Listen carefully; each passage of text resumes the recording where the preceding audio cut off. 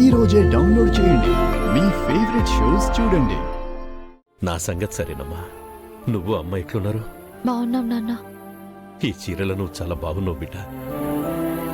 అవును, మొన్ననే నన్ను కలవనికొచ్చినావు. నీ పుట్టినరోజు కూడా అయిపోయింది కదమ్మా. ఈరోజు ఇంకేమైనా విశేషమా? అవును నాన్న, చాలా ముఖ్యమైంది. ఇది కన్న తల్లిదండ్రులు దగ్గరుండి జరిపించాల్సిన కార్యం. అమ్మేమో వైద్యం కోసం ఊరు వెళ్ళింది.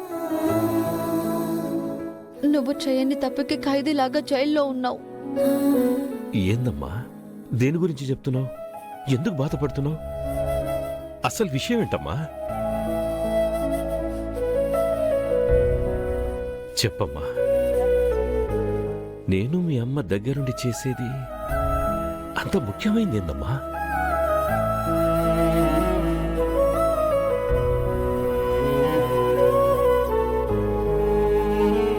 అంటే నువ్వు పెళ్లి చేసుకోబోతున్నావమ్మా?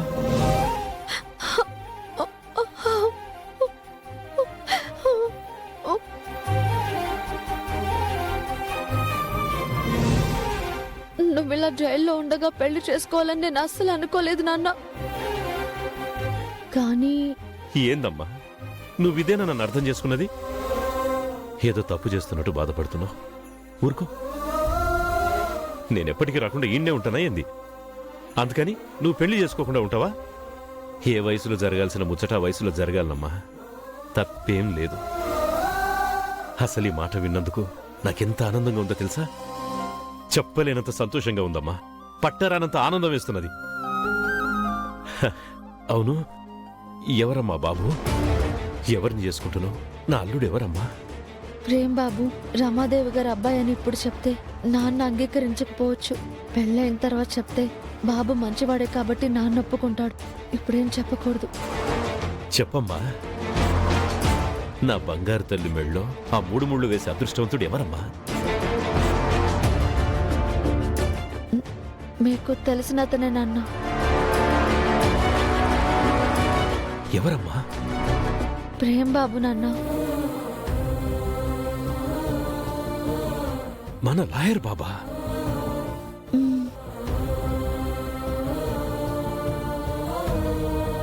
మనకి పెళ్లి చెయ్యాలని మీరేమైనా అనుకుంటున్నారా సార్? వరుడు కూడా దొరకాలి కదా. మనసుతో చూస్తే కనపడిపోతాడేమో సార్. ఆ బాబు నేను ఇష్టపడుతున్నాడు కదా. నాకు ఆ రోజే చెప్పిండమ్మా. నేనేమో నా గొడవల్లో ఉన్నా. నా మట్టి బుర్రకు అప్పుడు అర్థం కాలే, ఇప్పుడు అర్థమైంది. నీకిష్టమే కదా నాన్న? అదేం మాట తల్లి. అంత బంగారం లాంటి మనిషిని ఎవరొద్దంటారు చెప్పు? అంత మంచి వ్యక్తిత్వం గల అబ్బాయి నా అల్లుడవుతున్నాడంటే నేను కాదంటానా తల్లి? ఇప్పుడు నాకింకా 100 రెట్లు సంతోషంగా ఉన్నది. నాకు తెలుసమ్మా, నీ సెలక్షన్ ఎప్పుడు రాంగ్ అవ్వదు. నీ జీవిత భాగస్వామిని ఎంచుకునే విషయంలోనూ కరెక్ట్గానే ఉన్నది. ఇక నీ విషయంలో నాకు ఏ దిగులు ఉండదు. నిన్ను కంటికి రెప్పలాగా ఆ బాబు చూసుకుంటాడన్న నమ్మకం నాకుందమ్మా. నన్ను ఆశీర్వదించు నాన్న. పిల్లా పాపలతో చల్లగా ఉండమ్మా. నా కూతురికి ఆశీర్వాదం తప్ప ఇంకేమి ఇవ్వలేకపోతున్నానమ్మా. అదే బాధగా ఉన్నది.